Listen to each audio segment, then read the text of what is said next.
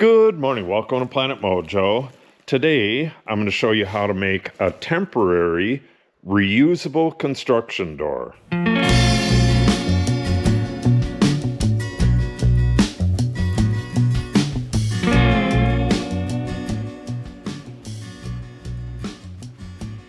And why I'm making that today is because it's going to be 14 below zero tonight.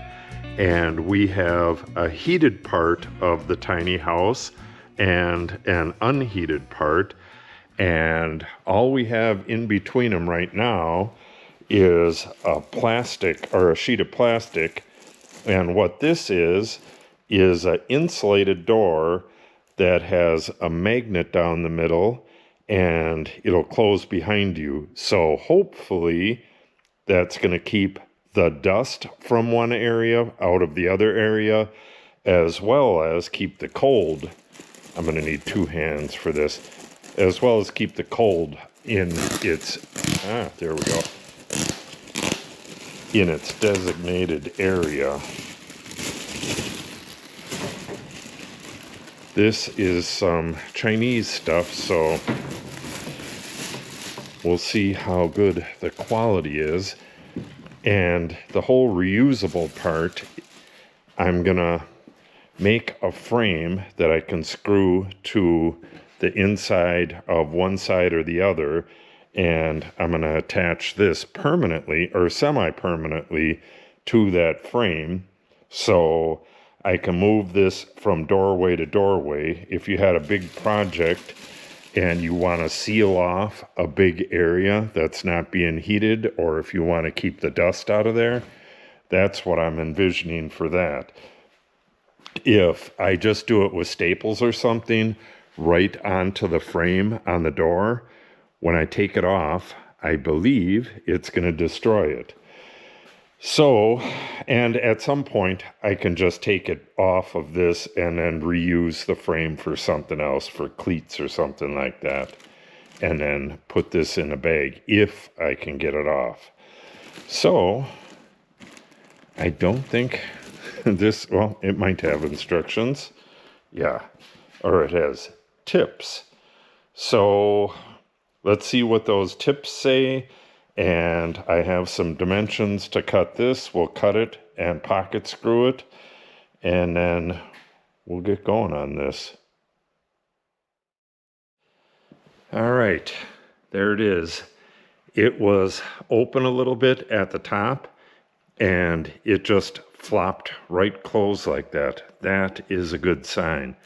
So I want to get a measurement on this and make sure that it's going to sit on the frame correctly. And then what you get in the bag, they're calling them nails, but they're push pins. And they strongly suggest, where is that? They strongly recommend that you use these to reinforce this. This is tape backed, so we will do that. I don't know how well these are going to go in. This is pine, but these are pretty flimsy. It'd be nice if I could get this back off again, but I don't know if that's going to be possible. It costed, I believe, like $32 or something like that. I'll put a link to this below, but if I can reuse it, I definitely will. I'll put it back in the bag and put it on a shelf between projects. But while I'm working on this project, like I said, all I got to do, I'm going to screw this with construction screws to the framing. So all I got to do is take this completely off and set it to the side, and then when I have the next opening, screw it to that opening. It's really thin. I don't think there's anything in there at all. But just being able to remain tightly closed is going to make a huge difference in the tiny house. And this isn't going to hold dust. So when I'm sanding drywall and doing stuff like that, this should keep one area as clean as possible. I want to have this right at the floor. Okay, let's figure out some dimensions and get this frame made. Okay, I made some dimensions of what I think is going to work in my case. And once I get this frame done, I'll just put this on and I can adjust that a little bit to get it where it needs to go. You need to have a 1/4 of an inch gap at the floor, roughly, so that this thing self-closes. And they want you to have the center at the top a little bit higher, and that'll help it self-close. So let's get this frame done and we'll play around with that. All right, we're going to pocket screw the cross member. This wood, this pine, is case hardened. They dried it too fast, so it's really hard on the surface. So it's hard for the drill to make a start in it. Okay, let's assemble this thing.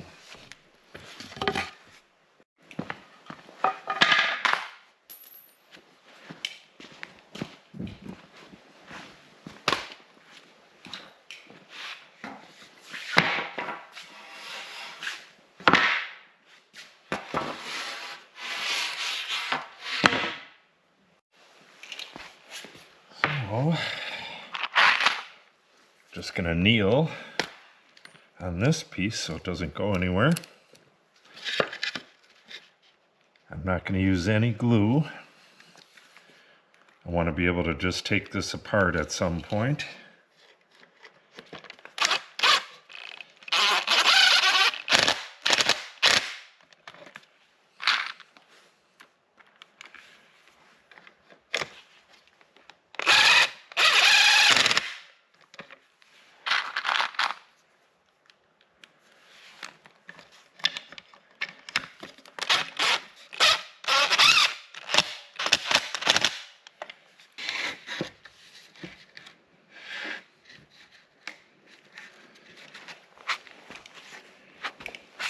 So once I figured out my opening size is right here.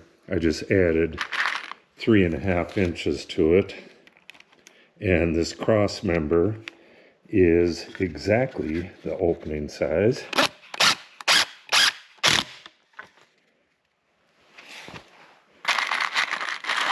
Yeah, this wood is very squirrely. But it was quite a bit less expensive than the more quality wood. Okay, that's going to do it for the frame. When I ordered this magnetic door curtain, whatever it's called, what I did was got a 32-inch size, and I'm going to attach that right to the edge of this. The velcro, we have 30 3/4 of an inch open right here, and the velcro on this thing is 30 3/4. So if I put the velcro right up to the edge, same thing with the top, then it'll fit perfectly, or it should. But if I go to put this on a larger door, I got all this extra meat, so I could put this on a 34 or a 36-inch door as well. Now, I just need to get the velcro right to the edge, and we'll try getting this thing on there. Okay, according to the instructions here, they want you to put this velcro tape on the curtain on the floor like this, put it velcro side up, put the tape on, and then take this to your door and remove the top tape, attach that to the door, and then remove the sides. I guess you could just peel it down and then stick it in place as you go. But because I'm going to be doing this on the floor, and I want this right at the edge. I think what I'm going to do is just put it all the way around and roll this up so that it doesn't stick to the sides. Roll it up until I get it right by the top, and then stick the top to it, and then just slowly roll it down until I get to the bottom. The way I measured this, I should have about 1/4 of an inch at the bottom if I did it right. Who knows? We'll find that out pretty soon. So that's my plan. Let's get to it. All right. Feels pretty nice and sticky.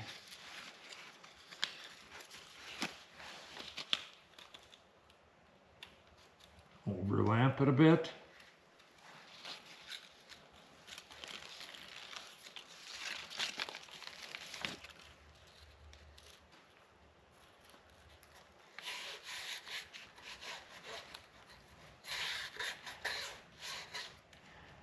Yeah, you can see already that in places it's buckling out. We'll definitely use those push pins that they're calling nails.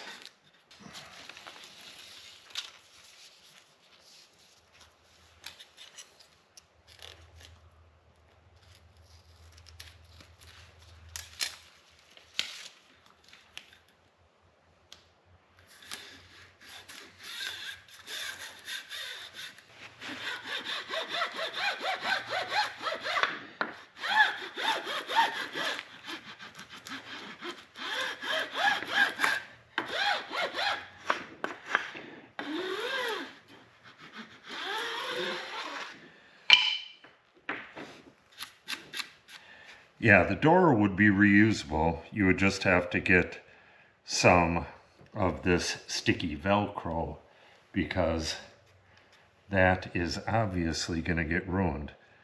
So I think I'll probably use staples instead of those little nails. Just reinforce the corners and the center there. Yeah, I think that's a plan.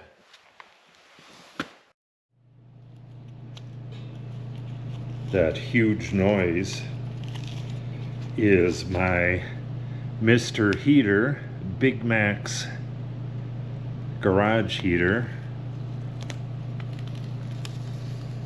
It has a faulty fan. The second one, they replaced it once already, and the second one was faulty as well. Not sure if it's the motor or the fan blade, but it's really annoying to have something that you need so bad mess up like that right when you need it most. It's going to be 14 below tonight, and I don't want it to drop down below freezing in here.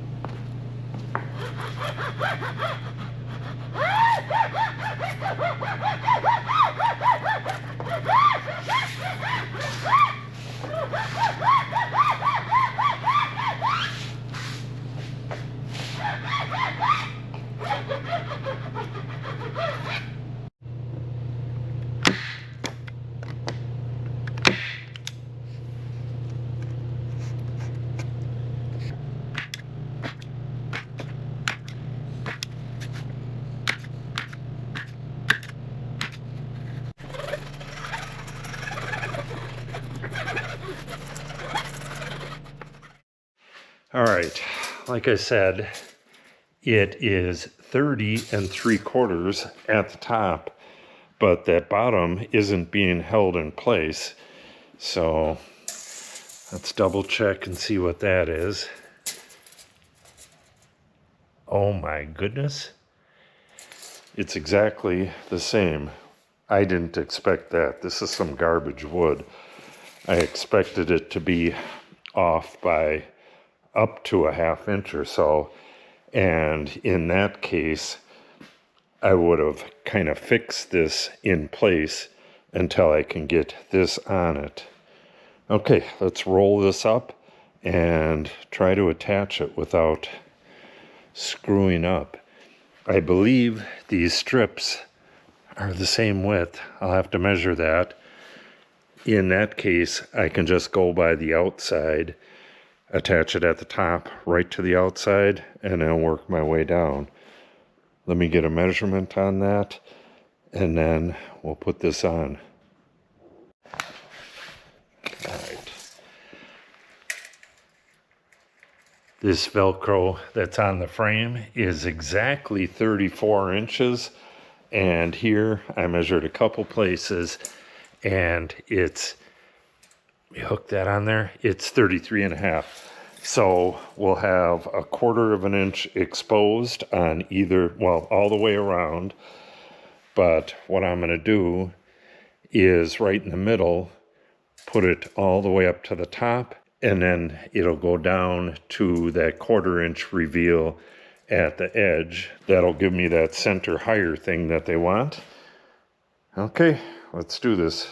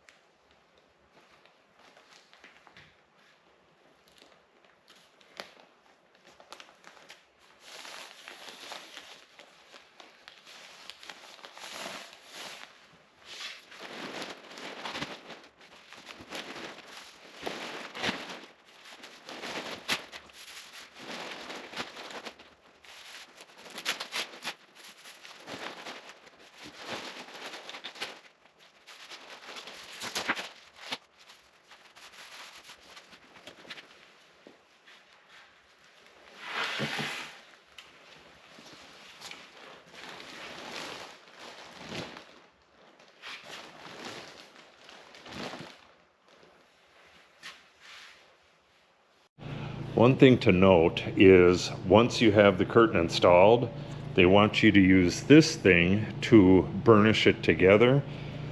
I'm going to use my normal burnisher, but I'll use this as well because I think it may help with the Velcro.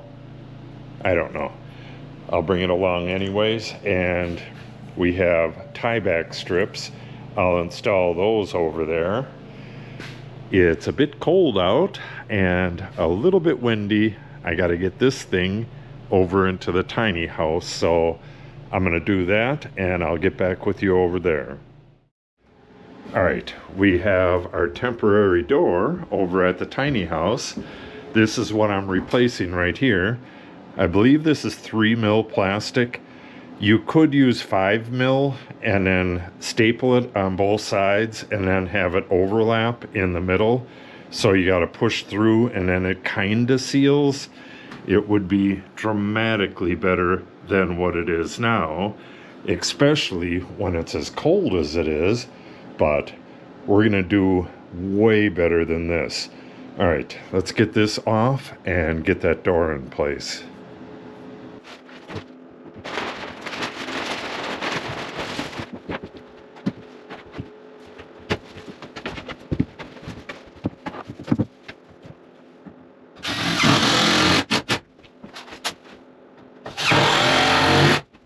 All right, there you have it. Screwed in place, and All you got to do is walk right through, and it seals up right behind you. That is going to be so helpful with the dust and the cold. It's, like I said, it's below zero right now. It's totally freezing out here, and it's just starting to warm up on the other side. But this is going to make it so much better. And when I move on to the next phase of the building, I'll be opening this up right here. This is all temporary right here. I'll take that temporary stuff out, and then there's going to be a door to the next part of the building. I'll be working on that in summer, so I'll just move this to that opening, and we'll have the same thing. Really nice. So, if you want to see more how-to stuff or the building of this tiny house, which is a really cool project, make sure you subscribe and click on the update icon. If you have any questions or comments, make sure you put them in the comment section below. And if you share the video and or give it a like, it helps the channel out greatly. Thanks for watching, and have a great day.